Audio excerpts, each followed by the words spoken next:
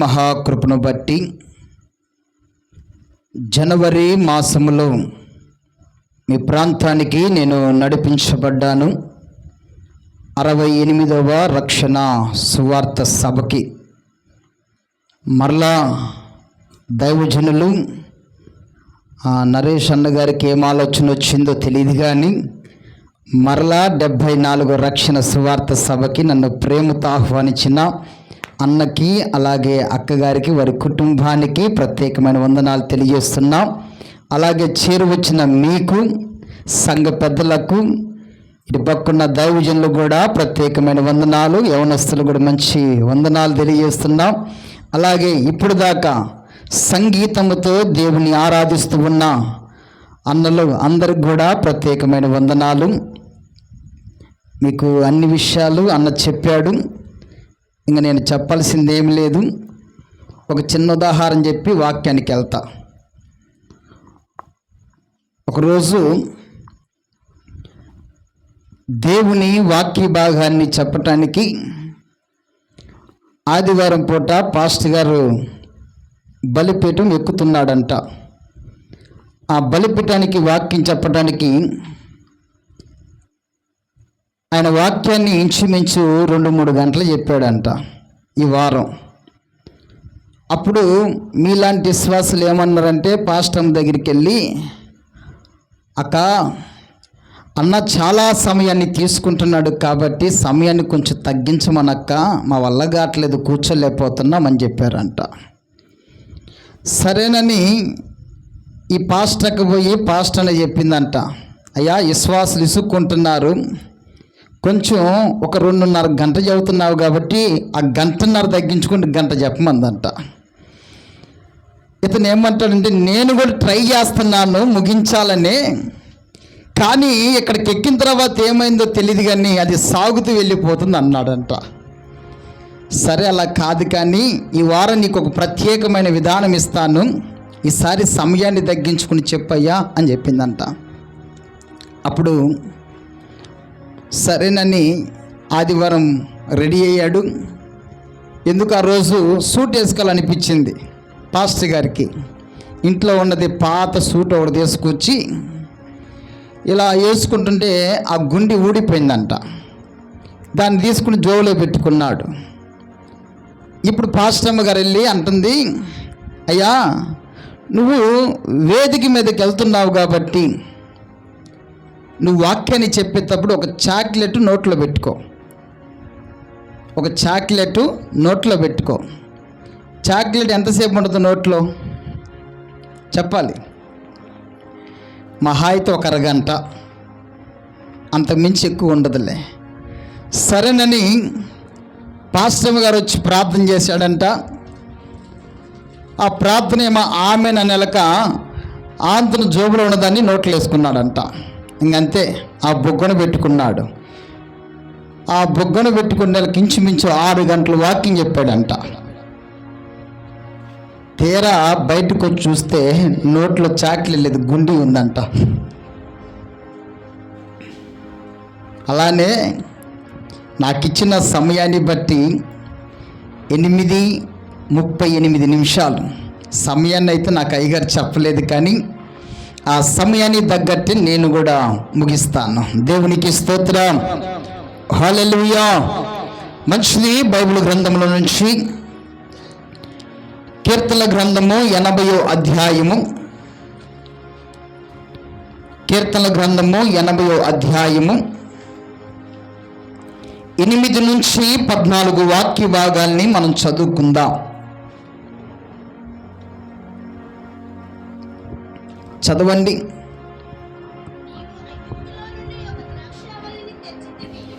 నీవు ఐగుప్తులో నుండి ఒక ద్రాక్షావల్లిని తెచ్చితివి,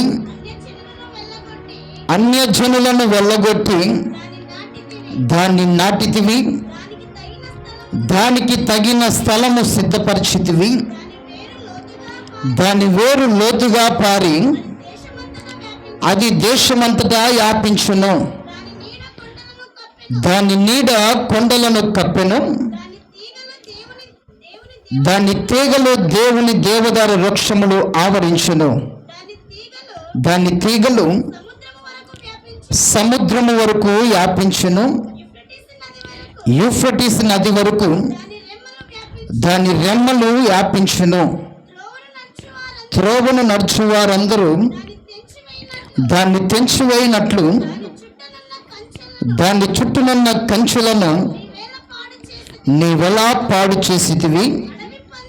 అడవి పంది దాన్ని పెగిలించుచున్నది, పొలములోని పశువులు దాన్ని తినివేయుచున్నవి.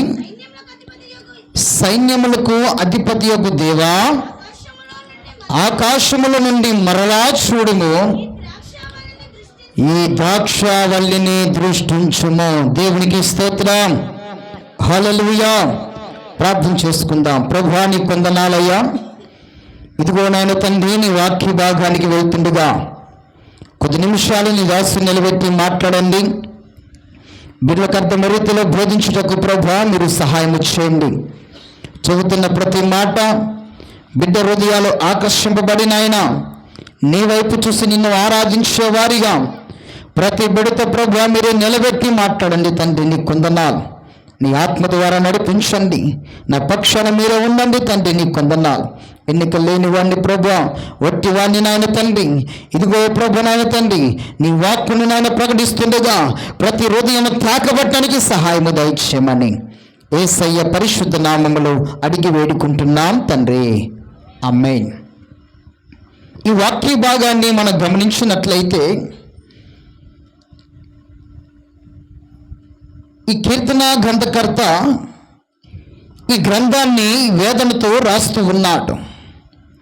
ఎందుకు వేదనతో రాస్తూ ఉన్నాడు అంటే, ఇక్కడ దేవుడైన యెహోవా ఐగుప్తులో నుండి శ్రేష్టమైన ద్రాక్షవల్లిని తీసుకుని వచ్చాడు.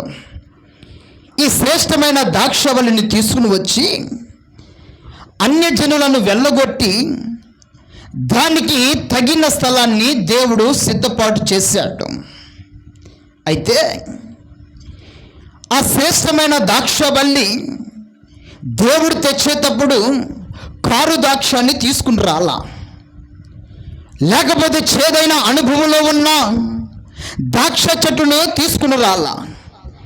ఈ దేవుడు మంచి విత్తనముగా ఉన్న ఈ శ్రేష్టమైన ద్రాక్షవల్లిని దేవుడు తీసుకుని వస్తే ఈ అన్ని జనులను వెళ్ళగొట్టి దానికంటూ ఒక తగిన స్థలాన్ని సిద్ధపరచాలనే ఆలోచనతో ఉన్న రాళ్ళన్నీ వేరు పారవేసి దానికి తగిన స్థలాన్ని సిద్ధపరిచి ఆ విత్తనాన్ని నాటాడు. అయితే ఈ ద్రాక్షవల్లి దేనికి సాదృశ్యంగా కనబడుతూ ఉందంటే, ఇశ్రాయేలు ప్రజలను వాగ్దాన దేశానికి నడిపించేదానికి ద్రాక్షవల్లి గుర్తుగా ఉంది. ఏ ప్రజలైతే బానిసలుగా ఉన్నారో, ఏ ప్రజలైతే బానిసత్వంలో జీవిస్తున్నారో ఆ బానిసత్వముల నుండి విడుదల పొందేవారిగా ఉండాలి అని, రక్షణ పొందేవారిగా ఉండాలని, మారు మనసు పొందేవారిగా ఉండాలని ఏ చేదైన అనుభవంలో ఈ ద్రాక్షవల్లి కనబడుతుందో ఆ ఇశ్రాయేలు ప్రజలకి మాదిరిగా వాగ్దాన దేశానికి నడిపించేదానిక సాదృశ్యంగా కనబడుతుంది ద్రాక్షవల్లి. ఈ దేవుడు అంటున్నాడు, అయ్యా నేను ఐగుప్తులో నుండి శ్రేష్టమైన ద్రాక్షవల్లిని తెచ్చాను కదా, ఈ ద్రాక్షవల్లిని తెస్తే దానికి తగిన స్థలాన్ని సిద్ధపరిచాను.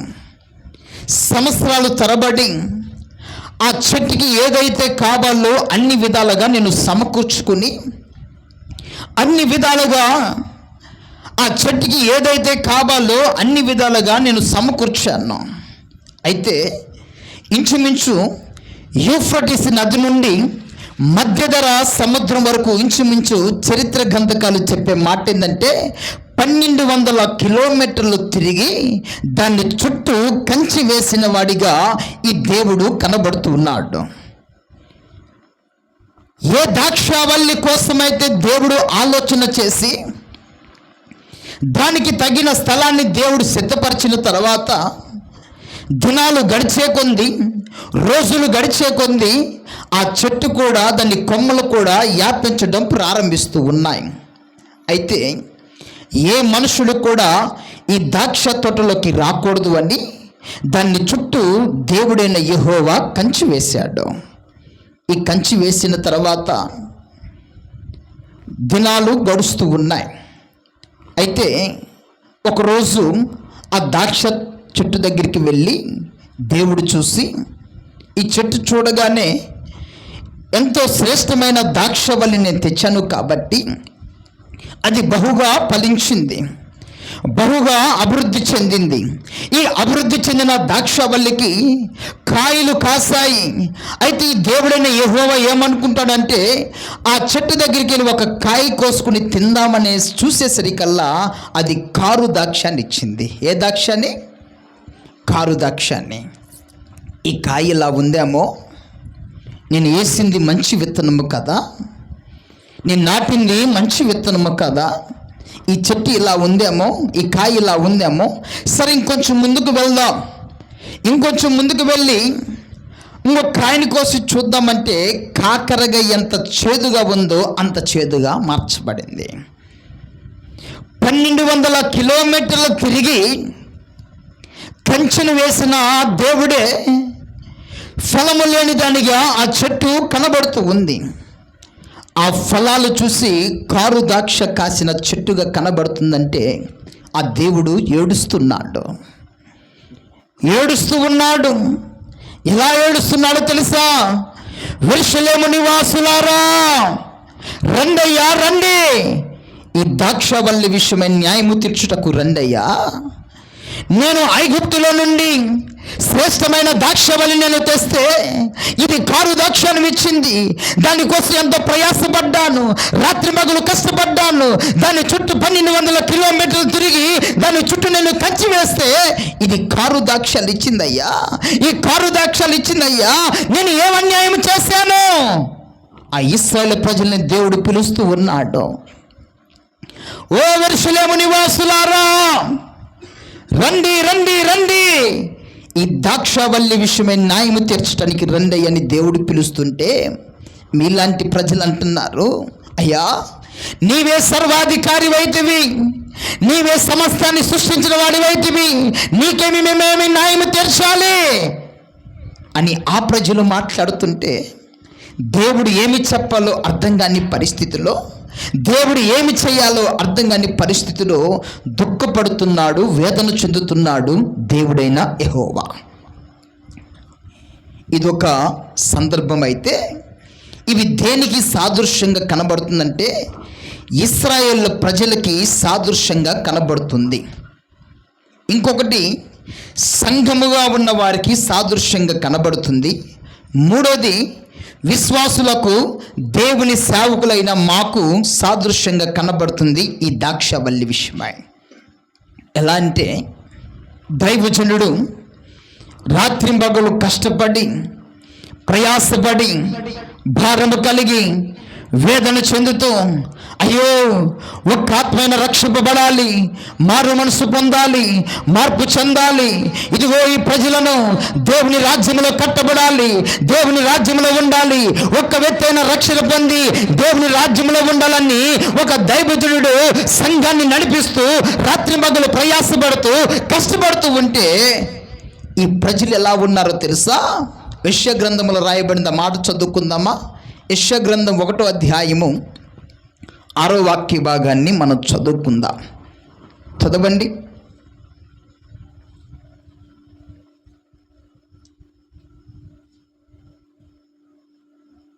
ఒకటో అధ్యాయము 6వ వాక్య భాగం. ఒక్క నిమిషం, సారీ, 2వ వచనం. యెహోవా మాట్లాడుచున్నాడు, ఆకాశమా ఆలకించుము, భూమి చెవియొగ్గుము, నేను పిల్లలను పెంచి గొప్పవారినిగా చేసి తిని వారు నా మీద తిరగబడి ఉన్నారు.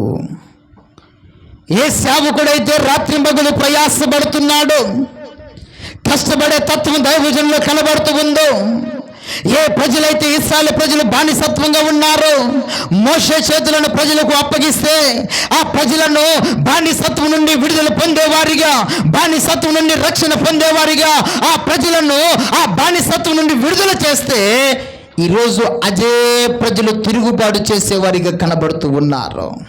ఎలా తెలుసా? దేవుణ్ణి నమ్మండి, మారు మనసు పొందండి, రక్షణ పొందండి. అయ్యా, మీరు దేవుని దగ్గరికి వస్తే ఆశీర్వదించబడతారు, దేవుని సన్నిధిలో వస్తే బాగుపడతావు, నీకున్న రోగాలు పోతాయి, నీకున్న సమస్యలు పోతాయి, నీకున్న కష్టాలు పోతాయి. దేవుణ్ణి నమ్ము నమ్ము నమ్ము అంటే ఈ ప్రజలు ఎలా ఉన్నారో తెలుసా? నామకార్థమైన భక్తి చేసేవారిగా, నామకార్థమైన భక్తి జీవితాన్ని కొనసాగించేవారిగా మందిరానికి వెళ్తారే కానీ మారు మనసు లేని వారిగా జీవిస్తూ ఉన్నారు. ఈ ప్రజలను బట్టి మాట్లాడుతున్నాడు కదా వెశ్య. ఆకాశం ఆలకించు, భూమి చెవియొగ్గు, ఈ పిల్లలను పెంచి నేను గొప్పవారినిగా చేసి కదా. ఇదే ప్రజలు నా మీద ఏం చేస్తున్నారంట? తిరుగుబాటు చేస్తున్నారంట. ఈరోజు వాక్యం ఎట్టిన బిడ్డలారా, నీ దైవ సేవకుని ప్రేమించే తల్లిగా తండ్రిగా కనబడుతున్నావా? నీ దైవజనుని ప్రేమించే దానిగా నువ్వు కనబడుతున్నావా? నీ దైవజనుని చేరదీసే దానిగా కనబడుతున్నావా? సొంత గ్రామాన్ని విడిచిపెట్టి, తల్లిదండ్రులను విడిచిపెట్టి, బంధువులను విడిచిపెట్టి, భార్యాభర్తలు కట్టుబట్టలతో వారికి ఉన్న సమృద్ధిని విడిచిపెట్టి దేవుని సువార్త కోసం ఇక్కడి ప్రాంతానికి వస్తూ ఉంటే ఎక్కడైనా ఎప్పుడైనా ఎలా ఉన్నారు? ఏం చేస్తున్నారు? బాగున్నారా? టయానికి తింటున్నారా లేదా? ఏ రోజున నువ్వు ఆలోచించావా? ఈ ప్రజలు మార్పు చెందేవారిగా రావాలి అంటే దేవుని మార్గంలో నడిపించబడేవారిగా నువ్వు ఉండాలి. దేవుని రాజ్యంలో కట్టబడేదానిగా నువ్వు ఉండాలి అంటే తిరగబడే స్వభావాన్ని నీలో అణిచివేసేదానిగా నువ్వు కనపడాలి. తిరుగుబాటు చేస్తే నష్టపోయేది నీవే, తిరుగుబాటు చేస్తే ప్రమాదం నీకే. ఎందుకు తెలుసా? ఆ తిరుగుబాటు వల్ల నువ్వు పాడు చేస్తుంది ఎవరినో తెలుసా? రాత్రి పగలు ప్రయాసపడుతూ, విశ్వాసి కోసం కన్నీళ్లు కారుస్తూ, పస్తులుండి తినకపోయినా ఉపవాసాలుండి ప్రార్థన చేస్తున్నా ఆ దైవజను వైపు నువ్వు తిరుగుబాటు చేస్తున్నావు. అదే దేవుడు అంటున్నాడు, ఆకాశం ఆలకించు, భూమి చెవియొగ్గు, ఈ పిల్లలను పెంచి నేను గొప్ప వారినిగా చేసి తినయ్యా. అదే ప్రజలు తిరుగుబాటు చేసే వారిగా ఉన్నారు. మా సంఘములో కూడా కొన్ని పరిస్థితులు ఎదురయ్యి సంఘం 2 భాగాలు అయిపోయింది. 2 భాగాలు అయిపోతే ఇంచుమించు 22 సంవత్సరాల నుంచి మా నాన్న దేవుని పరిచర్యలో ఉన్నాడు. ఎక్కడ ఎవరితో తగాదు పెట్టుకున్నట్టు కానీ, ఎక్కడ ఎవరితో చిల్లరతనంగా మాట్లాడినట్టు కానీ, ఎక్కడ ఎవరితో కొంచెం విధిగా మాట్లాడినట్టు కానీ ఏ రోజు కూడా ఈ 25 సంవత్సరాల అనుభూతిలో నేను ఎక్కడ చూడలేదు నా తండ్రిని. అయితే వారికున్న సమస్యను బట్టి, వారికున్న వ్యతిరేకతను బట్టి సంఘాన్ని 2 భాగాలుగా చీల్చారు. ప్రతి దినము ఏడుస్తూ ఉన్నాం. 20 సంవత్సరాల సంఘాన్ని కంటికి రెప్పలా, ఇదిగో ఆ సంఘాన్ని కావలిగా మేము ఉంటే ఈ ప్రజలు మా మీద తిరుగుబాటు చేసి సంఘాన్ని విభాగాలు చేశారే. ఏంటి ప్రభు అని ఇంచుమించు 4 సంవత్సరాల దాకా ఏడ్చాం. ఈ 4 సంవత్సరాల్లో అయినా ప్రజలు మారలేదు, అయినా ప్రజల పరిస్థితి మారలేదు, అయినా ప్రజల బుద్ధిహీనత మారలేదు. ఏ కాడికి రాజకీయమే, ఏ కాడికి ఇంకొక వ్యవహారమే, ఏ కాడికి నష్టాన్ని తెచ్చే సంభూతే కనపడుతుంది కానీ మార్పు చెందే విధానం కనపడలా. కానీ రీసెంట్గా గత ఏప్రిల్ నెల ఒక భయంకరమైన ప్రమాదం జరిగింది. అందరూ పనికెళ్తూ ఉన్నారు. పనికెళ్తూ ఉంటే వాళ్ళు తెల్లవారుజామున 5 గంటల సమయంలో పనికెళ్తుంటే ఒక ప్రాంతానికి వెళ్ళాక ఆటో తిరగబడి ఒక ఆమె మరణించింది. ఆటోలో ఉన్న వారికి భయంకరమైన దెబ్బలు, ఏ ప్రజలైతే దైవజనుడి మీద తిరుగుబాటు చేయడానికి ఇష్టపడ్డారో, ఏ ప్రజలైతే దైవజనుని పాడు చేయాలని ఆలోచించారో, అదే ప్రజల మీద తిరుగుబాటు చేస్తే దేవుడు ఇంటికి ఒక శవములు వేయాల్సింది. కానీ నా దేవుడు ఎలాంటి వాడంటే ఒక్క వ్యక్తితోనే అలా ఆపాడు ఆ ప్రమాదాన్ని. ఒక్క వ్యక్తితోనే ఆ ప్రమాదాన్ని ఆపాడు. ఈరోజు వాక్యం వింటున్న దేవుని బిడ్డలారా, మీకు సంఘానికి ఇచ్చిన మంచి సేవకుడిని సేవకురాలని ఇచ్చాడు. నీ సంఘాన్ని కాయుటకు రాత్రింబగలు పస్తులుండి, వాళ్ళు తిన్నా తినకపోయినా సంఘానికి ప్రయాసపడుతూ భారము కలుగుతూ రాత్రింబగలు కష్టపడుతున్నాడు. తిరుగుబాటు చేసే స్వభావాన్ని, నీలో వ్యత్యాసాన్ని మార్చుకో. ఈ ద్రాక్షవల్లి విషయమై దేవుడు అంటున్నాడు కదా, ఓ యెరూషలేము నివాసులారా రండయ్యా రండి, ఈ ద్రాక్షవల్లి విషయమై న్యాయము తీర్చుటకు రండయ్యా. నేను వేసింది శ్రేష్టమైన ద్రాక్షవల్లి అయితే, ఈ శ్రేష్టమైన ద్రాక్షవల్లి ఏమిస్తుందంటే కారు ద్రాక్షాన్ని ఇచ్చింది. కారు ద్రాక్షాన్ని ఇచ్చిందయ్యా. ఇంత ప్రయాసపడ్డా, ఇంత కష్టపడ్డా, రాత్రి మగలు వేదన చెందినా కూడా నేను కష్టపడిన దానికి ఈ కారు ద్రాక్షాన్ని ఇచ్చిందే అని దేవుడు ఏడుస్తూ ఉన్నాడు. ఈరోజు దేవుని బిడ్డలుగా నీ జీవితంలో ఏ పరిస్థితిని బట్టి నువ్వు ఏడుస్తున్నావు? ఆర్థిక సమస్యలను బట్టి ఏడుస్తున్నావా? అప్పుల సమస్యలను బట్టి ఏడుస్తున్నావా? నీకున్న ఇబ్బందులు బట్టి ఏడుస్తున్నావా? సంఘం అభివృద్ధి చెందలేదని ఏడుస్తున్నావా? కష్టాల మధ్య నలిగిపోతున్నామని ఏడుస్తున్నావా? పిల్లలు వివాహం కాలేదని ఏడుస్తున్నావా? ఇదే నా దేవుడు అంటున్నాడు, వేసిన విత్తనం ఫలించే విత్తనం అయితే ఆ విత్తనం కారు ద్రాక్షాన్ని ఇచ్చింది. మీలో ఉన్న ఆశలు, మీలో ఉన్న తలంపులు సాతాను గాడికి సంబంధించిన విషయాలు కాబట్టి అది నష్టాన్ని కలుగు చేస్తుంది. దీన్ని బట్టి జాగ్రత్తగా ఉండమని వాక్యం తెలియపరుస్తుంది. అయితే ఈ ప్రజలను పిలిచాడు కదా, ఈ ప్రజలు కూడా న్యాయం తీర్చలేని వారిగా ఉన్నారు. అందుకని ఏ దేవుడైతే కంచి వేశాడో అదే దేవుడు కంచెను తీసివేస్తున్నాడు. 1200 కిలోమీటర్లు తిరిగి కంచి వేసిన దేవుడే ఆ కంచెను తీసివేస్తున్నాడు. ఆ కంచెను తీసివేయగానే దాని లోపలికి ఎవరు ప్రవేశిస్తారు చెప్పాలి? ఎవరు ప్రవేశిస్తారు చెప్పాలి? ఇప్పుడు నీ ఇంటి ముందు ఒక తోట వేశావు. ఏ మనుషుడు రాకుండా, ఏ జంతువులు రాకుండా నీ ఇంటి ముందు వేసిన ఆ తోట చుట్టూ కంచి వేశావు. ఇప్పుడు ఆ కంచెను తీసివేసిన తర్వాత ఎవరు జ్వరపడతారు? నువ్వు వేసింది తోట, సాతాను గని కాదుగా. నువ్వు వేసింది తోట, ఆ తోట కంచెను తీసివేశావు. ఆ కంచెని తీసివేసిన తర్వాత ఎవరు జ్వరపడతారు? మనుషులు వస్తారు, పశువులు వస్తాయి, జంతువులు వస్తాయి. అయితే ఏ దేవుడైతే కంచి వేశాడో అదే దేవుడు కంచి తీసివేసిన తర్వాత మనుషులు వస్తున్నాడు, అలాగే పశువులు వస్తున్నాయి.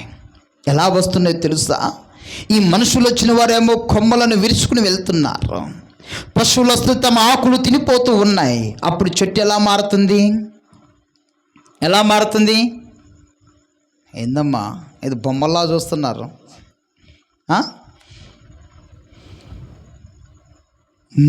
నోవహు ఓడని సంగములో 2 పక్షులు నీకు నాకు గుర్తుగా ఉన్నాయి. మాట విన పావురమా లోబడని కాకియో ఆ సంఘములో విశ్వాసులైనాయి. నోవహు ఓడని సంఘములో 2 పక్షులు నీకు నాకు గుర్తుగా ఉన్నాయి. మాట విన్న పావురమా లోబడని కాకియు ఆ సంఘంలో విశ్వాసులైనాయి. సంఘములో కూడా ఉన్నాయి. ఇక్కడ కూడా చాలా ఉన్నాయి, బాగా చప్పట్లు ఉన్నాయి. ప్రైజ్ ది లార్డ్, హల్లెలూయా. చందు, ఇది నీకు వాట్సాప్ పెడుతున్న ట్రాక్ తర్వాత పెట్టి లాస్ట్లో. ఎలా ఉండరంట? మాట విన్న పామురం ఎలా ఉందంటే లోబడే తత్వం ఉంది. మనం ఎలా ఉన్నామంటే వింటున్నామే కానీ దాంట్లో స్పందన కనపట్ల. ఏ దేవుడైతే కంచి వేశాడో ఆ దేవుడు కంచి తీసివేసిన తర్వాత పశువులు జ్వరబడుతూ ఉన్నాయి. అలాగే రోడ్డును పోయే మనుషులందరూ కూడా తన కొమ్మలు విరుచుకుని వెళ్ళిపోతూ ఉన్నారు. దానికి తగ్గట్టు అడవి పంది జ్వరబడుతుంది. ఏ పంది? అడవి పంది. అడవి పంది ఏంది అంటదంట? ఎప్పుడన్నా చూసారా? అడవి పందిని చూడలేదా? పందిని చూసారంటారుగా. ఈ అడవి పంది ఏమి తింటుందంటే, పశువు వచ్చి ఆకులు తినివేస్తున్నాయి, మనుషులు వచ్చి కొమ్మలను విరుచుకుని వెళ్ళిపోతున్నారు. ఈ అడవి పంది మాత్రం వేర్లను తినటం ప్రారంభిస్తుందంట. ఇప్పుడు చెట్టులాగే ఉంటుందా? ఎలా అయిపోద్ది? ఎండిపోయిన దానిగా కనపడుతుంది. ఈరోజు సంఘము కూడా అలా ఉందేమో. రోడ్డును పోయేవారు నానా మాటలు చెబుతూ ఉంటారు, నానా రకాలుగా బోధిస్తూ ఉంటారు, నానా రకాలమైన ఆలోచనలు కల్పిస్తూ ఉంటారు. నీ ఆలోచన, నీ స్వభావం ఎలా ఉండాలి అంటే ఒక దైవికమైన వాక్యము ద్వారా నడిపించబడి సంఘములను నాటబడితే, సంఘములను కట్టబడితే, సంఘముల వాక్యానికి లోబడితే అదే నీకు బాగుపడే జీవితం కనపడుద్ది. కానీ ఎలా ఉంటారంటే సంఘములో, అయ్యా పలానాయన అద్భుతాలు చేస్తున్నాడంట, పలానాయన ఆశ్చర్యకార్యాలు చేస్తున్నాడంట, ఇంకెళ్ళాలి, అదే పరుగులు తీస్తా. ఎందుకు? ఉదయం 9 గంటల నుంచి సాయంత్రం 6 గంటల దాకా పనిచేస్తూ కాళ్ళు నొప్పులు రావా? వస్తాయి రావా? వస్తాయి. ఒళ్ళు నొప్పులు రావా? వస్తాయి. కానీ ఈ ప్రజలకు ఎలా ఉండాలి అంటే అద్భుతాలు, ఆశ్చర్యాలు అప్పటికప్పుడే కల్పించుకునే కథలు కావాలి. వీటి వైపు అయితే చెవులు ఎల్లబెట్టంట. ఫలానాయనంట చేయి పెట్టగానే చాలు, ఇంకా ఏమీ లేదు, కింద పడిపోతున్నారు. వీటిని మాత్రం ప్రజలు బీభత్సంగా ఇష్టపడుతున్నారు. ఎందుకంటే వీడు ఎలాంటి స్వభావం కలిగిన వాడంటే, సంఘం బాగున్నప్పుడు, సంఘ సరిహద్దులు బాగున్నప్పుడు ఈ ప్రజలను నాశనం చేయాలని, ఈ ప్రజలను పాడు చేయాలని ఇదిగో సంఘంలో లేనిపోని కథలు కల్పించుకుంటూ ఆ సంఘాన్ని పాడు చేయడానికి వీడు మేనమామలాగా రోడ్డున అటు ఇటు తిరిగేవాడంట. ఈ అడవి పంది స్వభావం ఏంటి తెలుసా? సంఘాన్ని కాదు, డైరెక్ట్ సేవకుని పడగొడితే సంఘం అంతా పాడైపోద్దని చూస్తాడంట. అడవి పందికున్న స్వభావం అలాంటిది. వేర్లు తింటే ఇంక చెట్టు ఫలించదు కాదా, వేర్లు తింటే చెట్టు నాశనం అయిపోద్ది కాదా. అందుకని ఈ ఏర్లు తింటే ఆ చెట్టు పాడైంది. కాబట్టి ఇప్పుడు సాతాను కూడా ఎవడి మీద దాడంటే సేవకుడి మీద. ఆ సేవకులు లేకపోతే మనకు నచ్చినట్టు బ్రతకొచ్చురా, మనకు నచ్చినట్టు జీవించవచ్చురని చాలామంది చాలా రకాలుగా మాట్లాడుకుంటున్నారు. బైబిల్ గ్రంథంలో యోబు గురించి రాయబడింది కదా. ఊజు దేశంలో ఒక ఎలాంటి వాడంట మా యోబు గురించి ఎప్పుడు వెళ్ళలేదా మీరు? విన్నారు కదా. ఆ దేశంలో ఎలాంటి వాడంట యోబు? చిన్నపిల్లల్ని అడిగినా నోటేమిటి వస్తుంది ఆ మాట. మీరేమో బైబిల్ తిరగేస్తూ ఉన్నారు.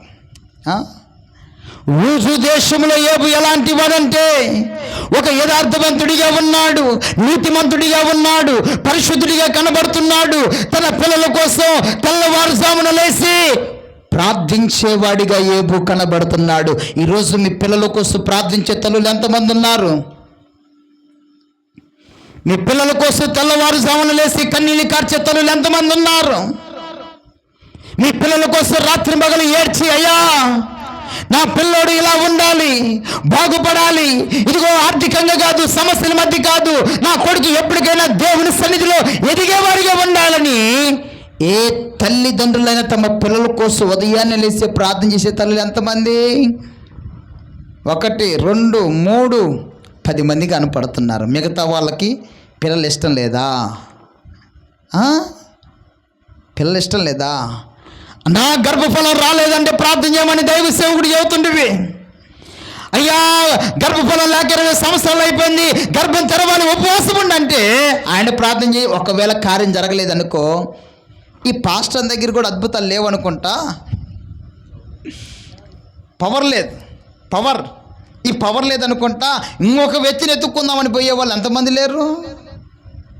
ఈయన ప్రార్థన చేస్తాడు, మనలో విశ్వాసం ఉండాలి కదా.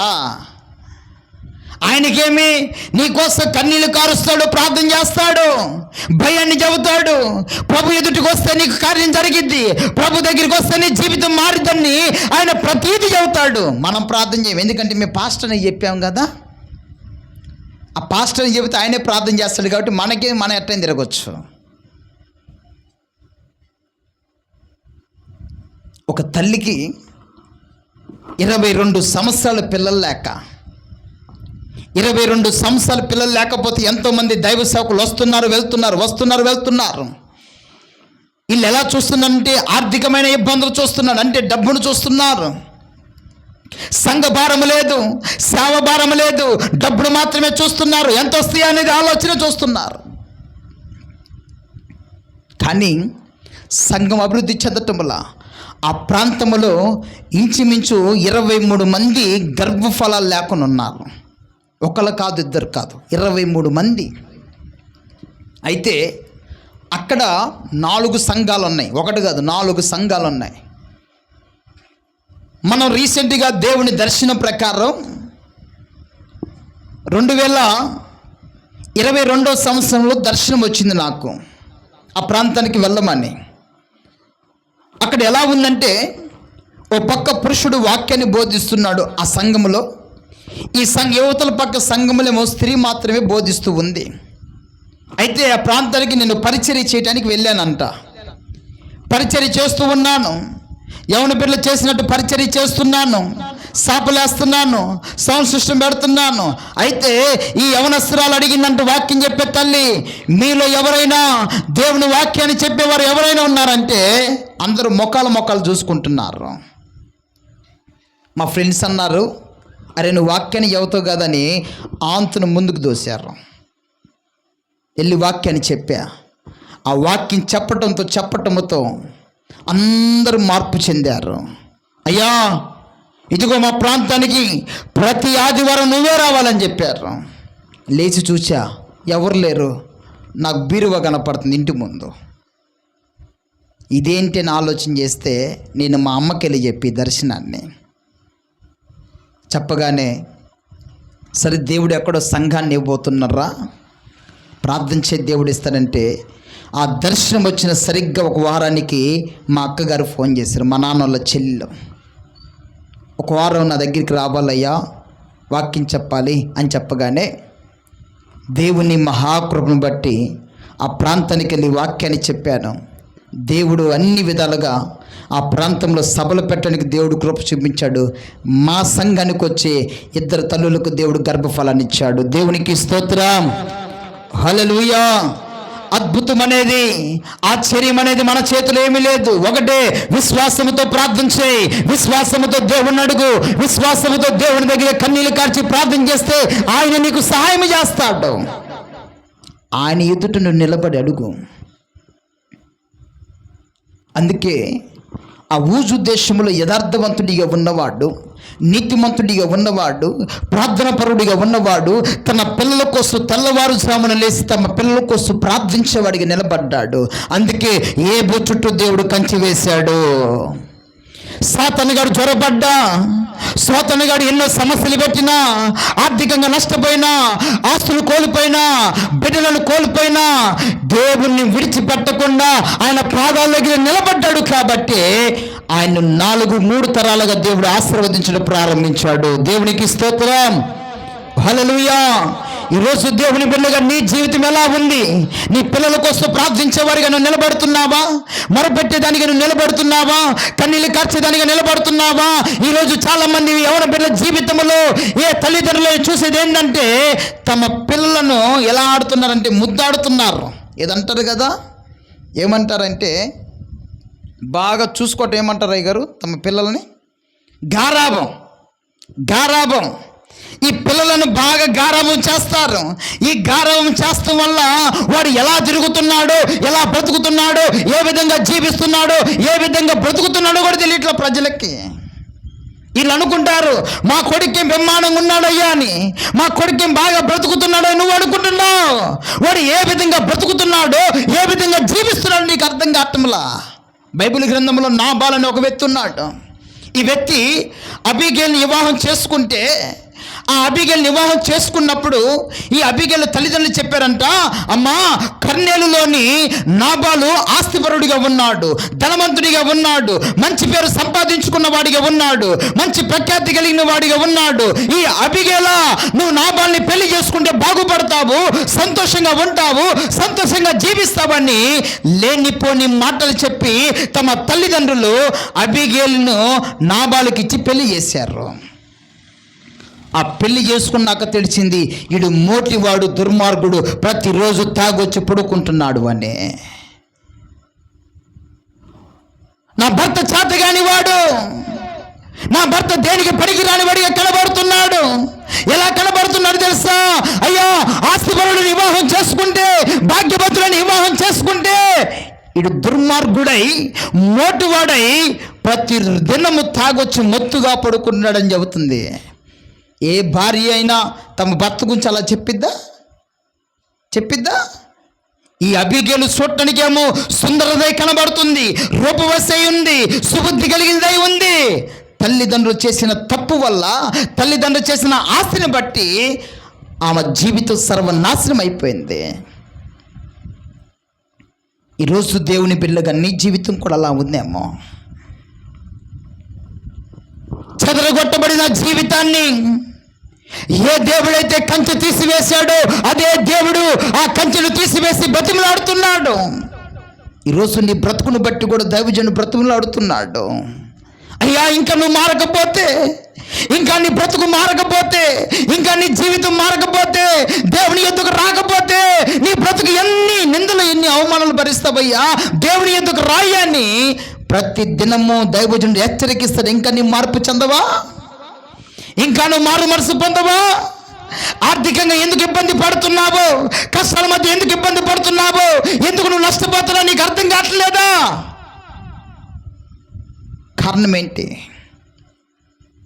అడిగి పందులు జ్వరబడుతున్నాయి. అడవి పందులు నాశనం చేయాలి అని, అడవి పందులు నీ జీవితాన్ని మార్చాలి అని, ఈ అడవి పందులు లోక వైపు తిప్పాలి అని, లోకములో నిన్ను నడిపించాలి అని ఈ అడవి పందులు తిరుగుతూ ఉన్నాయి. వీటిని బట్టి జాగ్రత్త పడ్డు. సంఘానికి ఒక భయాన్ని నేర్పిస్తాడు సేవకుడు, సంఘానికి ఒక క్రమాన్ని నేర్పిస్తాడు సేవకుడు, సంఘం ఎలా ఉండాలో నేర్పిస్తాడు ఒక సేవకుడు. కానీ సంఘం సరిగ్గా లేకపోతే, సంఘ పరిస్థితి సరిగ్గా లేకపోతే, వారి జీవితం బాగలేకపోతే ఎంతకాలం ప్రయాసపడ్డా, ఎంతకాలం కష్టపడ్డా, ఎంతకాలం కన్నీళ్ళు విడిచినా అందుకన్నాడు కదా, ఆకాశం ఆలకించు, భూమి చెవియగ్గు. ఈ పిల్లలను పెంచి నేను పెద్దవారిగా చేస్తే అదే పిల్లలు నా మీద తిరుగుబాటు చేసేవారిగా ఉన్నారు. ఎక్కడో బానిసత్వంలో ఉన్న ఇశ్రాయేలు ప్రజలను మోషే ద్వారా దేవుడు మాట్లాడి, ఈ ప్రజలను పాలు తేళ్లు నడిపించి దేశానికి తీసుకుని వెళ్ళాలయ్యా, ఇదిగో ఈ ప్రజలు తీసుకుని వెళ్ళాలి రాని కొన్ని లక్షల మంది జనాంగాన్ని మోషేకి అప్పగిస్తే ఒక్కడు మాట వినేవాళ్ళు లేడు. నచ్చినట్టు బ్రతుకుతున్నాడు, నచ్చినట్టు జీవిస్తున్నాడు. దైవజనుడు మాట వినకుండా వాళ్ళకి ఇష్టం వచ్చినట్టు విడిగా తిరుగుతున్నారు. మోషేకు భయం వేసింది. అయ్యా నీవేమో అప్పగించావు, వీడేమో మాట వింటలేదు, వీడేమో లోబట్టలేదు, ఇలాంటి జనాంగాన్ని అప్పగించావు కదా, ఏ విధంగా నేను పాలు తెల్లు ప్రవహించి దేశానికి తీసుకుని వెళ్ళాలయ్యా, ఇలా బ్రతుకులు మార్చుకోవట్లేదయ్యని మోషే దేవుని అడిగాడు. మోషే నీకెందుకు మోషే, నేను ఉన్నా కదా నీ పక్షాన, నడిపించా ప్రజలను, ఏడయ్యా నడిపించేది? సనుగుతున్నారు, గొనుగుతున్నారు. ఆ పక్కన ఈ పక్కన సనుక్కుంటున్నారు, గొనుగుతున్నారయ్యా. ఈ ప్రజల్ని ఏ విధంగా నడిపించాలయ్యా అంటే ఆ ప్రజలను నడిపిస్తూ ఆకుకూరలతో భోజనం పెట్టిన పరిస్థితి కనపడింది. ఎంతకాలం తింటాం ఆకుకూరలు చెప్పండి? ఈరోజు 1 సంవత్సరం పాటు ఆకుకూరలు తిందామనుకో, మన నోరంతా ఎలా ఉంటుంది? ఎలా ఉంటుంది? ఆకుకూరలతో భోజనం తింటే ఎలా ఉంటుంది? ఈ సంవత్సరం మొత్తం పాస్టర్ గారు సంవత్సరం దాకా ఆలోచించారా? మేము 2 రోజులు లేనిది మేము ఒప్పుకోమనుకుంటారా? నోరంతా సప్పబడిపోద్ది. అది పుల్లగుందా, తీగుందా, ఎలా ఉందో కూడా తెలీదు, అంత సప్పగా అయిపోద్ది. ఈ ప్రజలకు ఆకుకూరలతో భోజనం పెడితే ఈ ప్రజలు అంటున్నారు, అయ్యా మోషే ఆకుకూరలు వద్దయ్యా, మాకు మాంసం కావాలన్నారు. సరే, ఈ మాంసం కావాలంటే ఎంతమందికని పెట్టాలి? 100 మందికి అయితే పెట్టేవాడిని. కొన్ని లక్షల మంది ఉన్నారు. ఈ ప్రజలకి ఎలా పెట్టాలని మరలా దేవుని దగ్గరికి వెళ్ళి కోరాడు. అయ్యా ఆకుకూరలతో పెడితే ఒప్పుకోవట్లేదయ్యా, మాంసం కావాలంటున్నారయ్యా అని అడిగాడు. సరే మోషే మాంసంతో పెట్టన్నారు. మాంసంతో పెట్టు అనగానే ఆ మాంసాన్ని వండి వాళ్ళ ముందు పడేస్తే ఎలా ఉన్నది? కరువుతో ఉన్నారు. ఒక్కొక్కడు 2 చేతులు పట్టుకుని గంపలు తింటున్నారు. తినటమే కాక ముక్కలేమిటి కారుకుంటా, ఒక్కొక్కడు పోయి ఆ అన్నం మీద పడి తింటా, కొంతమంది వెళ్ళి దాచిపెట్టుకున్నా కూడా ఇప్పుడు నరేష్ అన్న వచ్చి నా భోజనాన్ని తీసుకుని దాచిపెట్టుకున్నానుకో, నా వెనక పోయి ప్రవీణ్ అన్న పోయి తీసుకుంటున్నాడంట. అంత భయంకరంగా ఉంది ఆ పరిస్థితి. అప్పుడు టంగు పెట్టెలు దాచిపెట్టుకుంటే తాళాల బాగులు కూడా తీసుకెళ్తున్నారు. ఓ పక్క సీమిడేమిటిగా ఆడుతుంది తింటుంటే. దీనికి తగ్గట్టు ఏం చేస్తున్నా తెలుసా? పొద్దున్నే లేచాక తేపుకుంటా ఈ చిటికి నీళ్ళు పెట్టి ఇట్లా లాగుతున్నారు బయటికి. అంటే ఎంత కరువుతో ఉన్నారు చూడండి. దీనికి తగ్గట్టు అయినా గొణికారు, మళ్ళీ అయినా సనికారు. ఇంకా దేవునికి నచ్చలే. ఎంతసేపు ఓపిక పట్టుకోమంటావు? వీళ్ళు బ్రతుకులు మారకపోతే నేనేం చేయమంటావు అని మరలా 40 సంవత్సరాలు వాళ్ళు పాలు తెల్లు ప్రవహించే దేశం వరకు దేవుడు మన్నానే తినిపించాడు. అటుపక్క చేదు, అటుపక్క తీపి, రుచి అనేది ఎరుగుతున్నారే కానీ దాని స్వభావం తెలియట్లా. రుచి అనేది ఎరుగుతున్నారు కానీ తన విధానం తెలియకుండా ఆ పాలు తెల్లు ప్రవహించే దేశం వరకు మన్నాని తినిపించాడు దేవుడు. ఈరోజు దేవుని మాట వినకపోతే నీ బ్రతుకు కూడా అంతే. ఆర్థికంగా నష్టపోతావు, బాగుపడినట్టే కనబడతావు, అయ్యి అన్ని పర్వాలేదు అనుకుంటావు. చేదు ఉంది, తీపి ఉంది, నీ అనుభూతిలో నష్టం ఉంది, ప్రమాదం ఉంది. దీన్ని బట్టి నీ జీవితాన్ని మార్చుకుని ప్రభు యొద్దకు రాగలిగి నువ్వు అడగగలిగితే ఏమంటావు తెలుసా? సైన్యములకు అధిపతి యెహోవా, ఈ ద్రాక్షవల్లిపై దృష్టించయ్యా, ఈ ద్రాక్షవల్లిపై దృష్టించు. ఈరోజు సంఘంలో ఉన్న విశ్వాసి ఆ ద్రాక్షవల్లి ఎవరో కాదు, నీవే. ఈ ద్రాక్షవల్లిగా ఉన్న నీవు దేవుని సన్నిధిలో ఫలించేదానిగా ఉండాలి, దేవుని సన్నిధిలో పరభరితంగా మార్చబడేదానిగా ఉండాలి, ఆశీర్వాదం పొందేదానిగా ఉండాలి. నిన్ను బట్టి నీ కుటుంబం మారాలి, నిన్ను బట్టి నీ బిడ్డలు మారాలి, నిన్ను బట్టి నీ జీవితాన్ని మారాలి. అలా మారగలిగితే నీ బ్రతుకు బాగుంటుంది. నువ్వు మారవు, నీ బిడ్డ మారడు, నువ్వు మారవు, నీ భర్త మారడు. తర్వాత పాస్టర్ నాకు దెబ్బలు తగినాయి, ఆపద వచ్చింది, ప్రార్థన చేయండి. ఆయన ఏం చేస్తాడు? ఆయన కూడా పిత్తర చూపులు చూస్తాడు. ఇలా ఏందిరా బాబు వీళ్ళు ఎవరు మారకు నన్ను ప్రార్థన చేయమని నేనేం చేశానని. నీ పిల్లలకి నేర్పించాల్సింది, నీ మీద ఉన్న ప్రార్థన అభిషేకం నీ పిల్లల మీదకి రావాలి, నీ మీద ఉన్న భక్తి జీవితం నీ పిల్లల మీదకి రావాలి. బైబిల్ గ్రంథంలో ఎప్పుడైతే ఏలియా ఎలీషాను వెంబడించాడో, ఏలియా 7 అద్భుతాలు చేస్తే ఎలీషా 14 అద్భుతాలు చేశాడు. ఎందుకు వెంబడించాడు? నా ఆత్మీయ తండ్రి ఉన్నాడు కాబట్టి, నా ఆత్మీయ తండ్రి ఎలా నడుస్తూ ఉన్నాడు, ఆ తండ్రి క్రమాన్ని నేర్చుకోవాలి, ఆ తండ్రి విధానాన్ని నేర్చుకోవాలని ఆ క్రమాన్ని నేర్చుకున్నాడు కాబట్టి చనిపోతా కూడా అద్భుతాన్ని చేసి చనిపోయాడు. ఎలా తెలుసా? 13 అద్భుతాలు చేసిన తర్వాత 14 అద్భుతానికి వచ్చేలాగా చచ్చిపోయాడు ఎలీషా. అయితే చనిపోయిన తర్వాత ఎలీషాని తీసి గుంతలో వేశారు. మనకు ఎలా గుంత తీస్తామో అలా గుంతలు వేశారు. దీన్ని బూడిపేలా ఇల్లు. అదే సందర్భంలో వారికున్న గొడవలను బట్టి, వారికున్న తగాలను బట్టి ఒక యవనస్తుడు కూడా చనిపోయాడు. ఈ యవనస్తుని కూడా ఏం చేశారంటే ఆడ గొడవలు అవుతున్నాయని వీళ్ళు కూడా భుజాలను తీసుకుని వచ్చి ఎలీషా ఎక్కడైతే వాళ్ళు ఆ గుంతలు వేశారో ఈ యవనస్తుని కూడా అక్కడ వేయగానే ఆ వ్యక్తి ఎముక తగిలి ఈ వ్యక్తి బ్రతికాడంట. దేవునికి స్తోత్రం. చనిపోతా కూడా అద్భుతాన్ని చేసిన వాడు ఎలీషా. ఈరోజు నీ మీద ఉన్న అభిషేకం నీ పిల్లల మీదకి వస్తుందా? నీ మీద ఉన్న ప్రార్థనా జీవితం నీ పిల్లల మీదకి వస్తుందా? నీ మీద ఉన్న విశ్వాసం నీ పిల్లల మీదకి వస్తుందా?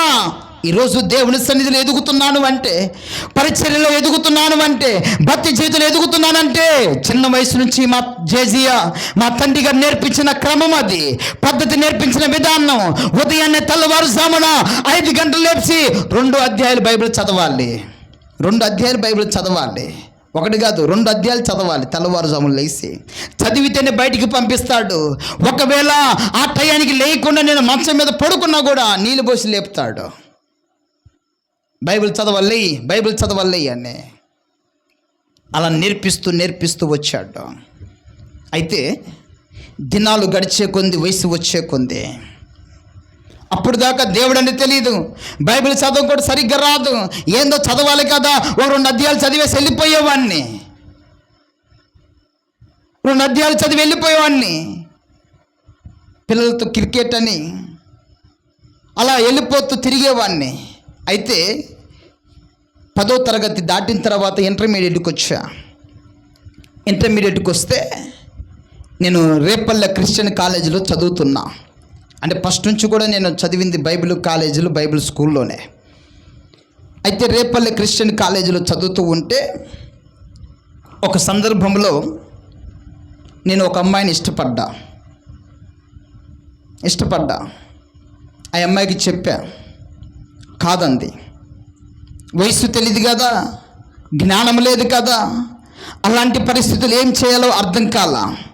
సరే, ఒక సందర్భంలో ఒక యవనస్తుడు ఉన్నాడు, ఆ అమ్మాయి ఫ్రెండ్, వాళ్ళ క్లాస్మేట్. ఒకరోజు నా దగ్గరికి వచ్చి, నేను వారానికి వచ్చి నా తండ్రి 500 రూపాయలు పంపించేవాడు ఖర్చులు కుంచుకోమని. ఈ 500 రూపాయలు ఖర్చులు కుంచుకోమని నా తండ్రి పంపిస్తే నేను రూపాయి దాచిపెట్టేవాడిని. అప్పటి నుంచి పొదుపు చేసేవాడిని ఖర్చు పెట్టకుండా. అలా ఒకరోజు నా దగ్గరికి వచ్చి, అరే నీ దగ్గర డబ్బులు చాలా ఉన్నాయి కదా, నాకు కూడా ఇవ్వా, నీకు యాడీరా ఎవరిచ్చారంటే, వాడు నాతో చెప్పిన మాట, పలానా అమ్మాయి నా మరదలు అని చెప్పాడు కదా, నేనన్నాను నీ మరదలు ఇచ్చిందిరని చెప్పా. ఈ మాటలు ఆ అమ్మాయితో చెప్పాడు. ఇది 2014 సంవత్సరంలో జరిగింది సంఘటన. ఆ మాట చెప్పగానే డైరెక్ట్ ఆ అమ్మాయికి వెళ్ళి చెప్పగానే ఆ అమ్మాయి డైరెక్ట్ ప్రిన్సిపాల్ చెప్పింది. ఆ ప్రిన్సిపాల్ ఏమిటి పిలిచి, మీ నాన్న ఫోన్ చేయి అన్నాడు. 7 గంటలు అయ్యేసరికల్లా నువ్వు నా దగ్గర ఉండాలని ఫోన్ చేశాడు. ఈ పాస్టర్ గారు రాత్రి ఫోన్ చేసి, అయ్యా కన్నా నైట్కి బయలుదేరా అన్నట్టు, మా నాన్న నిన్ను నైట్ ఎమ్మిటే ట్రైన్ ఎక్కువ, పొద్దున్నేడు ఉండాలని చెప్పా. నడావుడిగా ఏమైంది పరుగులు తీసుకుంటూ వచ్చాడు. ఏంట్రా ఏమైంది అన్నాడు. ఏమీ లేదు నాన్న, చిన్న మాట నీ మరదలిచ్చిందిరా అన్న మాట. ఆ మాట వాడు వెళ్ళి వాళ్ళతో చెప్పాడు, వాళ్ళు వెళ్ళి ప్రిన్సిపాల్తో చెప్పాడు. ఆ ప్రిన్సిపాల్ నేను రమ్మన్నాడు అన్న. అంతే.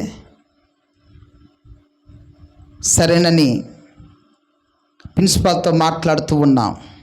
పలానా అమ్మాయి అని మాట్లాడుతూ వస్తే ఆ సందర్భంలో అదే టైంకి వాళ్ళ అమ్మ వచ్చింది. అప్పుడు అంటది, అయ్యా నా కూతురు ఏ పాపం ఎరగదయ్యా, అయ్యా నా కూతురు గురించి ఎందుకు మాట్లాడుతున్నారయ్యా అంది. అటు జరిగిందేం లేదు.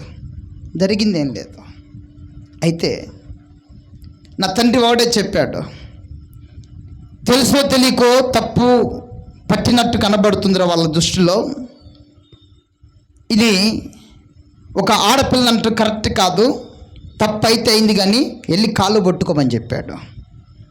ఒక ఆడపిల్ల కాళ్ళు పట్టుకోమన్నాడు. సరేనని ఒక పక్క బాధేస్తూ ఉంది, ఓ పక్క వేదన చెందుతున్నా. ఏంటి పరిస్థితి, ఏంటి జీవితం, ఏంటయ్యా అంటే నాకు వచ్చిన వాగ్దానం ఏంటంటే ఆ సంవత్సరంలో నీ దేవుడైన యెహోవా కన్నులు నీ మీద ఉన్న జాగ్రత్తగా ఉండమన్నాడు. ఆ సంవత్సరం వచ్చిన వాగ్దానం అలాంటిది. నేను దీన్ని పట్టించుకోవాలా, ఇది ఏందో అనుకున్నా. సరేనని ఇంకా ఆ విధానం చూసుకున్న తర్వాత వెళ్ళి డైరెక్ట్గా అమ్మాయి కాళ్ళు పట్టుకుని అక్క క్షమించక్కని ఒప్పుకొని ఇంటికి వచ్చి హాస్టల్కి వచ్చి బైబిల్ తీస్తే బైబిల్ ఆ వాగ్దానం కనపడింది. నీ దేవుడైన యెహోవా కన్నులు నీ మీద ఉన్నాయి జాగ్రత్త అని. భయం వేసింది. ఏ మాట అనలేదు. ఆ చిన్న పొరపాటు ఇంత దూరం తీసుకుని వచ్చిద్దా, ఇంత ప్రమాదానికి తీసుకుని వచ్చిద్దా అని బాధపడ్డాను. ఆ ఏడుస్తూ ఒకరోజు 5,000 మంది అమ్మాయిలు 500 మంది అబ్బాయిలు ఉంటారు ఆ కాలేజీలో. ఆ రోజు దేవుని మాట ప్రకారం ఒక పాట పాడటానికి అవకాశం అడిగా. ఓ పక్క నవ్వులు పాలయ్యాను, ఓ పక్క వేదన చెందాను. మీరు అనుకున్నట్టు విడిగా తిరగలేదు, ఎక్కడ పాపం చేయలేదు. చిన్న పొరపాటే ఆ రోజు నుంచి ఈ రోజు వరకు చిన్న మాట అన్నదానికి ప్రతి దినం భయాన్ని చెందుతున్నా. ఎక్కడ ఎవరితో మాట్లాడితే ఏమొస్తుందో తెలియదండి. ఎవరితో మాట్లాడితే ఎలాంటి ప్రమాదం వస్తుందని సంఘంలో దేవుని వాక్యాన్ని చెప్పినా ప్రార్థన చేసి వెళ్ళిపోతా. ఒక్క నిమిషం కూడా మాట్లాడను.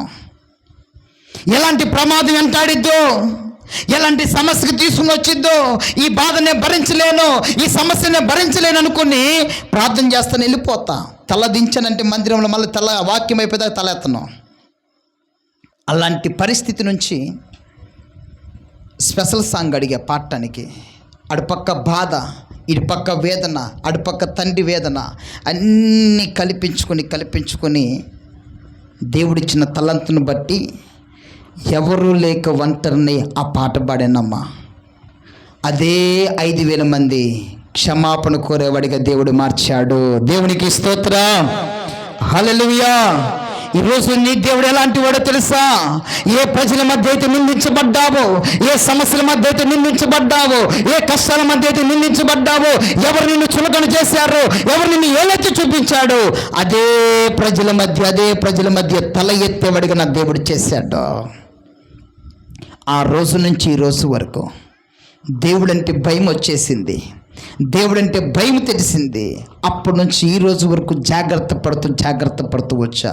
ఒకవేళ నా సందర్భంలో పలానా పరిస్థితి వచ్చినా నాకు పరిచయమైన ఈ 2 సంవత్సరాల కాల వ్యవధిలో నేను అన్నతో చెప్పుకుంటా, అన్న ఇది పరిస్థితి అంటే కన్నా ఒకటి నువ్వు ప్రార్థన చేయి, ఒకటి దేవుని అడుగు, దేవుని చిత్తం అయితే నువ్వు ముందుకు వెళ్ళు, దేవుని చిత్తం కాకపోతే ఆగిపోయా అని చెప్పాడు. ప్రతి విషయంలో అంతే. ఒకవేళ సందర్భం నాకు ఎదురైనా సరే నేను అంతా చెప్పుకుంటా, అన్న ఇది పరిస్థితి అంటే అన్న ఒకటి అంటాడు, ప్రార్థన చేయి, దేవునికి ఎలా అనిపిస్తా అలానే వెళ్ళు, నువ్వు మాత్రం త్రోవ తప్పొద్దు, నువ్వు మాత్రం జారిపోవద్దని కొన్ని సందర్భాలు నాకు కూడా హెచ్చరిక ఇచ్చాడు. ఈరోజు దేవుని బిడ్డలుగా ఆ రోజు నేను నవ్వులు పాలయ్యాను కాబట్టి ఆ నవ్వులు పాలైన మధ్యలోని దేవుడు తల ఎత్తేవాడిగా చేశాడు. ఈరోజు నీ పరిస్థితి ఎలా ఉందో, నీ మీద ఉన్న అభిషేకం, నీ మీద ఉన్న ప్రార్థనా జీవితం నీ పిల్లల మీదకి రానివ్వండి. నీ మీద ఉన్న భక్తి జీవితం నీ పిల్లల మీదకి రానివ్వండి. ఒకవేళ నీ భక్తి జీవితం పాడైపోతే, నీ జీవితాన్ని పాడు చేసే విధానం నీలో ఉంటే నీ పిల్లల పరిస్థితి కూడా ఆలోచించి ఒకసారి, అయ్యా నేను ఎలా అయితే పాడయ్యానో నా పిల్లలు కూడా పాడైపోతున్నారు అయ్యనే ఆలోచన నీలో రావాలి. ఆ విధానం నీలో రావాలి, అలాంటి పరిస్థితి నీలో రావాలి. అలా రాగలిగితే నువ్వు బాగుపడతావు. తరాలు మారినా, రోజులు మారినా, దినాలు మారినా, సంవత్సరాలు మారినా, నీ జీవిత వ్యవస్థ గురించి నీ మీద ఉన్న అభిషేకం నీ పిల్లల మీదకి రాగలిగితే నీ కుటుంబ వ్యవస్థ అంచెలంచెలుగా దేవుడు ఆశీర్వదిస్తాడు. బైబిల్ గ్రంథంలో ఆదోనియాన్ని ఒక వ్యక్తి ఉన్నాడు. ఈ వ్యక్తి గర్వంగా చెప్పుకుంటున్నాడు, నా తండ్రి తర్వాత నేనే రాజుని, నా తండ్రి తర్వాత నేనే గొప్పవాణ్ణి, నా తండ్రి తర్వాత ఉన్నతవాణ్ణి నేనే గొప్పవాణ్ణి అని చెప్పుకున్నాడు. ఒకరోజు అడిగాడు తండ్రి, ఒరే నేను చనిపోకముందే నువ్వు ఆశలు కోరుతున్నావేంట్రా? గొప్పవాడిని ఎలా చెప్పుకోగలవు? పాపంలో బ్రతుకుతూ, పాపంలో జీవిస్తూ, ఇదిగో అనేక మంది పాడు చేస్తూ ఉంటే నువ్వు ఎలా గొప్పవాడిని చెప్పుకుంటావురా? రాజుగా నేనున్నాను కదా అని తండ్రి హెచ్చరిక ఇవ్వలేదు తన కుమారుని బట్టి. అందుకే పాడైపోయింది తన కుటుంబ వ్యవస్థ. ఈరోజు నీ పిల్లలకి హెచ్చరిక ఇవ్వు. నడవడిక బాగలేకపోతే, బుద్ధిహీనత బాగలేకపోతే, పరిస్థితులు బాగలేకపోతే, వారి జీవితం బాగలేకపోతే హెచ్చరిక అనేది నీ పిల్లల్లోకి రావాలి. అది రాగలిగితే మార్పు చెందుతాడు, అది రాగలిగితే దేవుని సన్నిధిలో ఎదుగుతాడు, అది రాగలిగితే సంఘంలో నాటబడతాడు. నువ్వే మార్పు లేని దానిగా బ్రతికితే, మార్పు లేని వాడిగా జీవిస్తే, నీ పిల్లల భవిష్యత్తు గురించి ఆలోచించు, నీ పిల్లల జీవితం గురించి నువ్వు ఆలోచించు.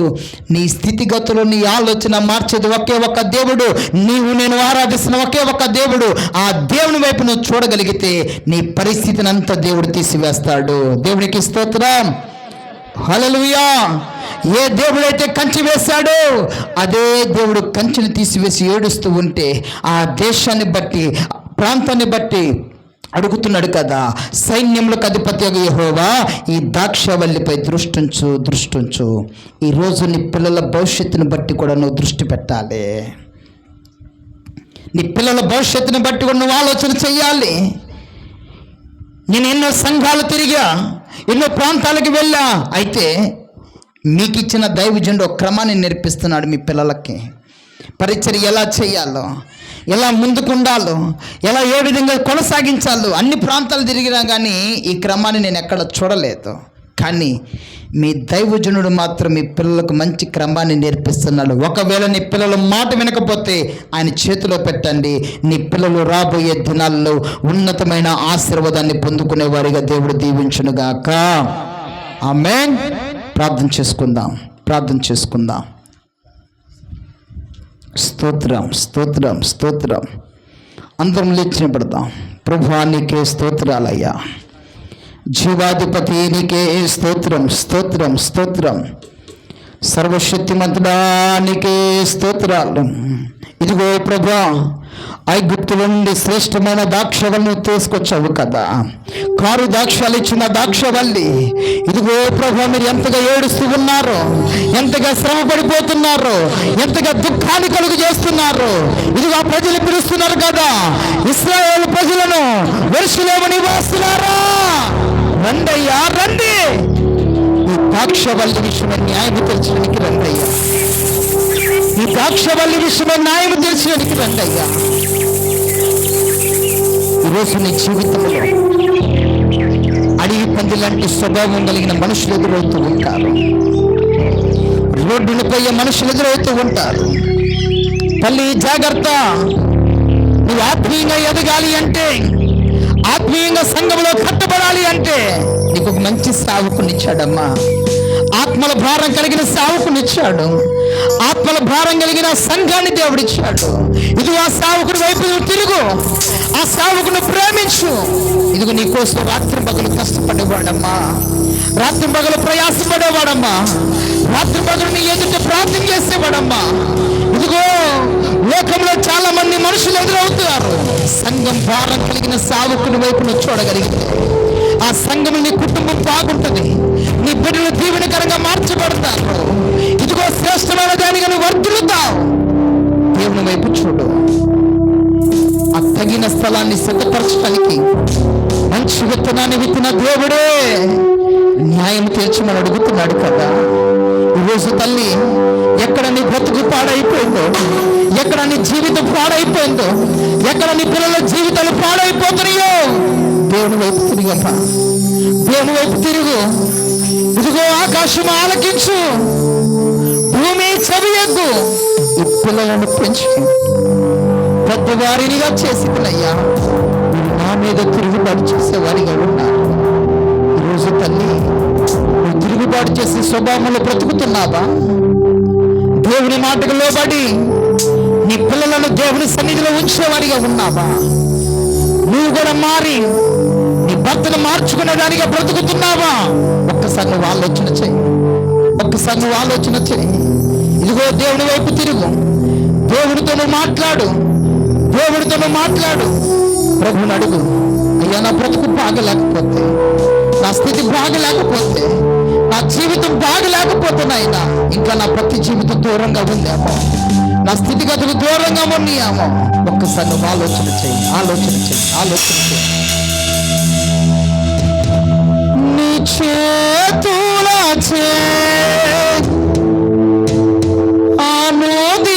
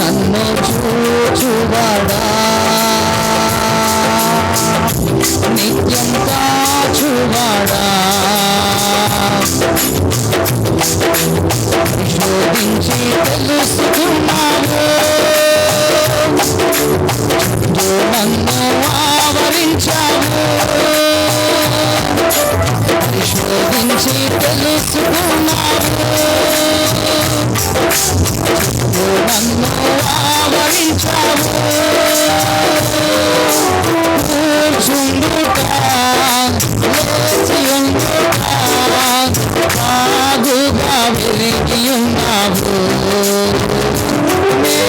కూర్చుండుట లేచి ఉండుట బాగుగా వెలిగి ఉన్నావు.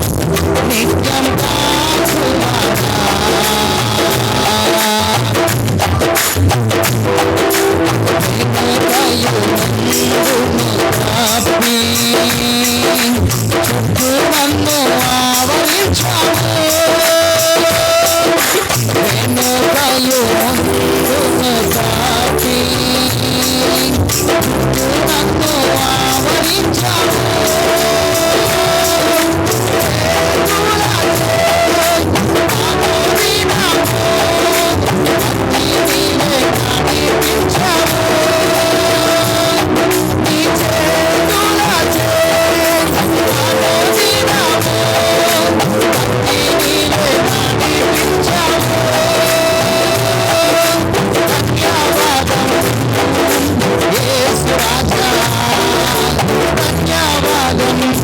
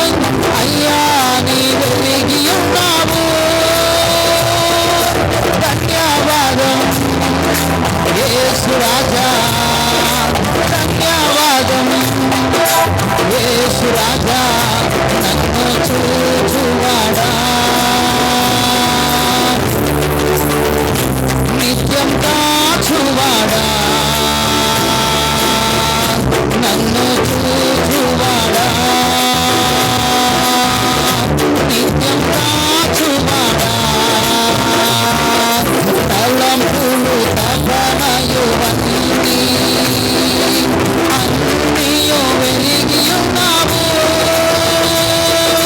తలంపులు తపనయువన్నీ అన్నియు వెలిగియున్నావు. తాడచిరాను పండుకున్నాను అయ్యా నీ వెలిగియున్నావు. తాడచిరాను పండుకున్నాను అయ్యా నీ వెలిగియున్నావు.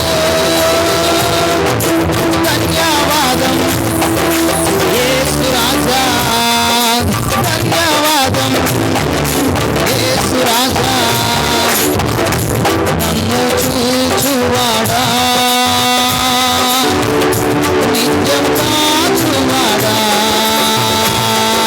పరిశోధించి తెలుసుకున్నావు. చుట్టూ నన్ను ఆవరించావు.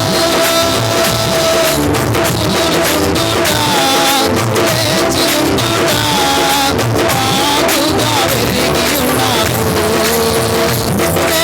కూర్చుండుట, లేచియుండుట, బాగుగా వెలిగి ఉన్నావు. యజమానుడా నా యేసు రాజుడా, యజమానుడా నా యేసు రాజుడా, యజమానుడా నా యేసు రాజుడా, యజమానుడా నా యేసు రాజుడా, యజమానుడా నా యేసు రాజుడా.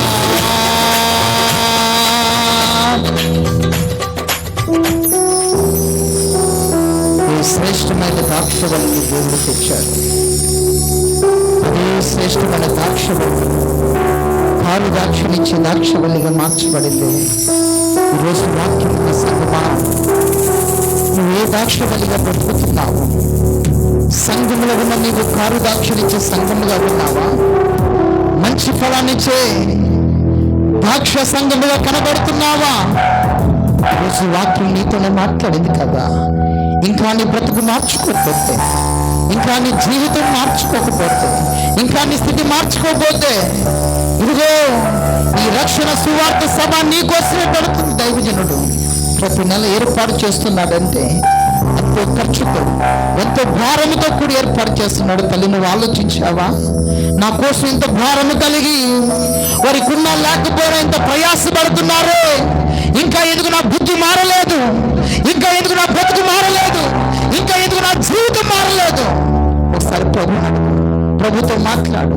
ప్రభు దగ్గర కన్నీరు కార్చు. స్తోత్రము నాయనా, మహాపరిశుద్ధుడైన తండ్రి, నీకు వందనాలు.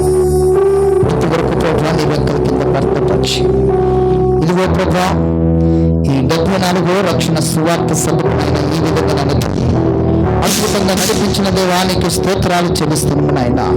ఇదిగో ప్రభా రాబోయే దినాలలోనైనా తండ్రి ఈ సంఘ సరిహద్దులు విశాలపరచండి నాయన. అనేక మంది సహకరించేవారిగా, అనేక మంది సహాయం చేసేవారిగా, అనేక మంది బిడ్డలను లేవనెత్తని తండ్రి నీ కొందనాను. ఇక్కడ పరిచర్య చేస్తున్న నాయన దైవజనులైన తండ్రి, అక్కను బట్టి నాయన తండ్రి, అనను బట్టి నాయన, అక్షయను బట్టి ప్రార్థిస్తున్నావు నాయన తండ్రి. వారిని దీవించండి, బలపరచండి. ఇదిగోనైనా ఎన్నో అవమానాల మధ్య, సమస్యల మధ్య, కష్టాల మధ్య నలుగుతూ వస్తున్నారు నాయన. అయినా కూడా ప్రభు ఉన్నా లేకపోయినా మీరు పోషిస్తూ వస్తున్నారు, మీరు సహకరిస్తూ వస్తున్నారు నాయన తండ్రి. ఇక్కడ తల ఉంచిన ప్రతి బిడ్డను కూడా దీవించండి, ఆశీర్వదించండి నాయన తండ్రి. నీకు వందనాలు. వచ్చిన దైవ సేవకుడు దీవించండి, బలపరచండి నాయన. ఇదిగో ప్రభా ఇక్కడ సహకరిస్తున్న యవనస్తులను ఇంకా దీవించండి, బలపరచండి. బలమైన పాత్రగా రాబోయే దినాలలో ప్రభా సేవకుడికి నాయన తండ్రి పనిముట్టిగా నిలబడే కుమారులను, కుమార్తెలను లేవనెత్తండి తండ్రి. నీ కృపా కాపుదల ప్రతి బిడ్డ మీద ఇచ్చి నీ కార్యాలు జరిగించమని యేసయ్య పరిశుద్ధ నామములో అడిగి వేడుకుంటున్నాం తండ్రి. ఆమేన్.